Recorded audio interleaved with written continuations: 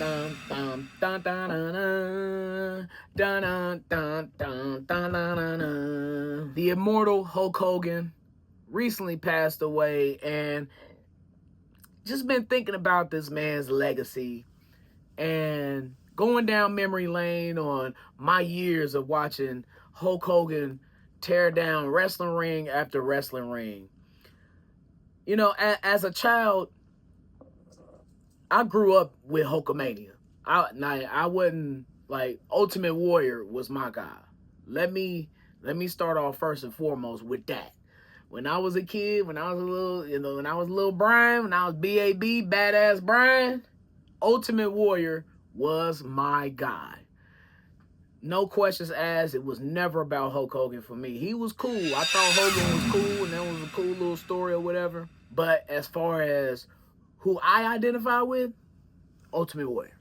That was my personality when I was a baby. When I was a kid, like 5, 6, 7 and younger, the Ultimate Warrior was Brian's personality, the way he looked, his attitude, everything. Just rambunctious as hell. But Hogan was larger than life, though, man. He was everywhere. He was on cereal boxes. He was on Saturday morning cartoons. He was on commercials. He was on TV. Movies, No Holds Barred. You know, if you was alive, you knew about Hulk Hogan. So Hulk Hogan had a big impact on pop culture, period. And imagine me. I was born in 85, and Hulk Hogan, he was in WrestleMania. That was the first WrestleMania in 1985. So Hogan was everywhere. He was a rock star. He was a pop star. He was just super duper mainstream. There was no way you could get away from him.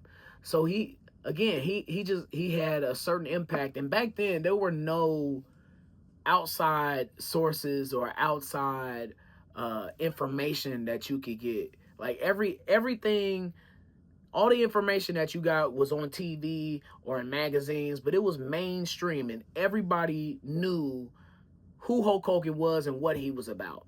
You know, with certain things you don't know about people's past back then. Now you know everything about everybody.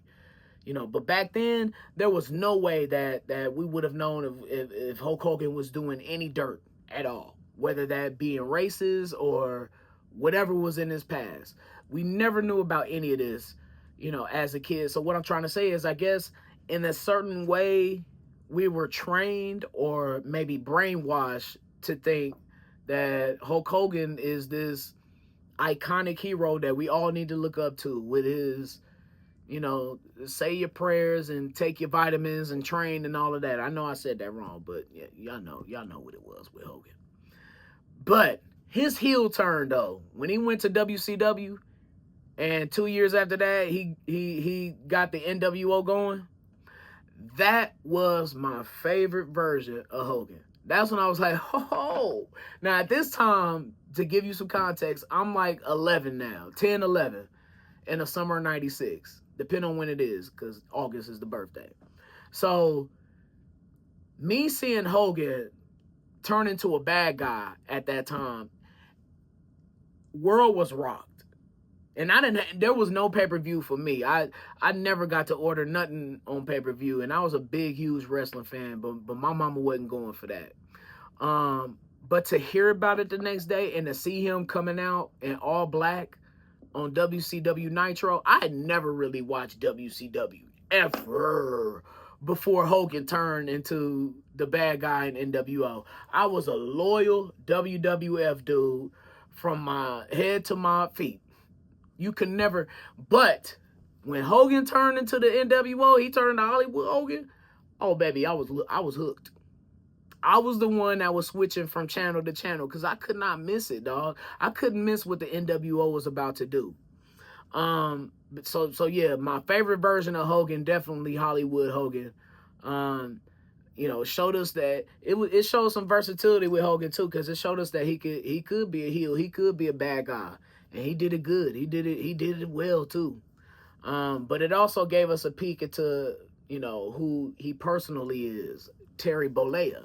After that, though, after his wrestling career, you had leaked tapes, you had racist comments, you had legal battles, you had ego fueled fallouts with some of his friends, like well, colleagues. I probably shouldn't say friends, like Randy Savage and other wrestlers, was starting to beef with him.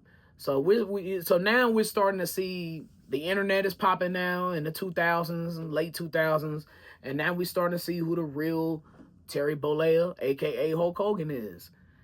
And he's been welcomed back to the WWE multiple times, but it's always been some tension, whether it's with the fans or with the current black wrestlers themselves who are aware of what he's done and how he acts in the locker room and all of that stuff. So I'm just not sure how we look at Hogan.